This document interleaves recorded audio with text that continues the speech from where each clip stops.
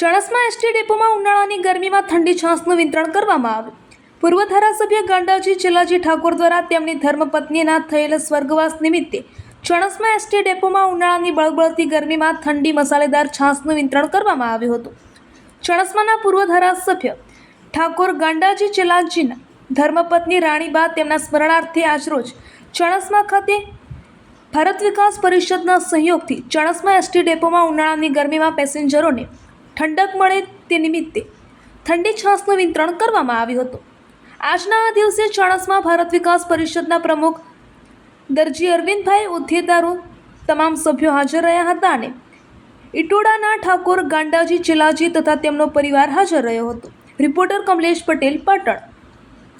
ચણસમા ST ડેપોમાં ઉનાળાની ગરમીમાં ઠંડી છાશનું વિતરણ કરવામાં આવ્યું. પૂર્વ ધારાસભ્ય ગાંડાજી ચેલાજી ઠાકોર દ્વારા તેમની ધર્મપત્નીના થયેલ સ્વર્ગવાસ નિમિત્તે ચણસમા એસટી ડેપોમાં ઉનાળાની બળબળતી ગરમીમાં ઠંડી મસાલેદાર છાશનું વિતરણ કરવામાં આવ્યું હતું.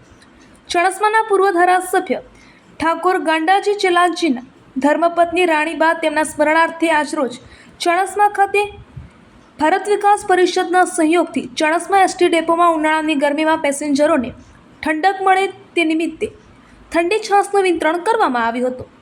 આજના આ દિવસે ચણસમા ભારત વિકાસ પરિષદના પ્રમુખ દરજી અરવિંદભાઈ ઉધેદારો તમામ સભ્યો હાજર રહ્યા હતા અને ઇટોડાના ઠાકોર ગાંડાજી ચેલાજી તથા તેમનો પરિવાર હાજર રહ્યો હતો.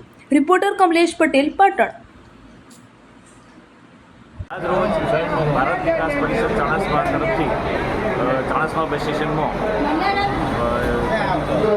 છાશનો વિતરણનો પ્રોગ્રામ કરેલ, જેમાં રાણીબા ગોડાજી ઠાકોરના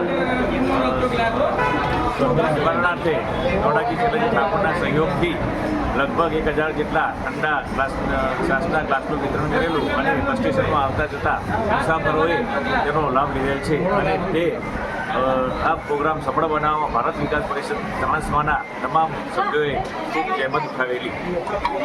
આજ રોજ ભારત વિકાસ પરિષદના સૌજન્યથી ઠાકોર ગોડાજી ચેલાજી માજી ધારાસભ્યશ્રીના ધર્મપત્નીનું અવસાન થવાથી એમના આત્મશ્રેયાર્થે ઠંડી છાશનું નિઃશુલ્ક વિતરણ કરવાનું આયોજન કરેલું છે, જેમાં ભારત વિકાસ પરિષદના પ્રમુખ, ઉપપ્રમુખ અને બીજા બધા સભ્યો હાજરી આપી અને લગભગ 155 થી 200 લીટર જેટલી છાશનું વિતરણ કરેલું છે, જેમાં બહોળા પ્રમાણમાં બસ સ્ટેન્ડમાં અવરજવર કરતા મુસાફરો અને આજુબાજુને ગ્રામજનોએ સહયોગ આપી અને આ ઠંડી છાશનો લાભ લીધેલો છે.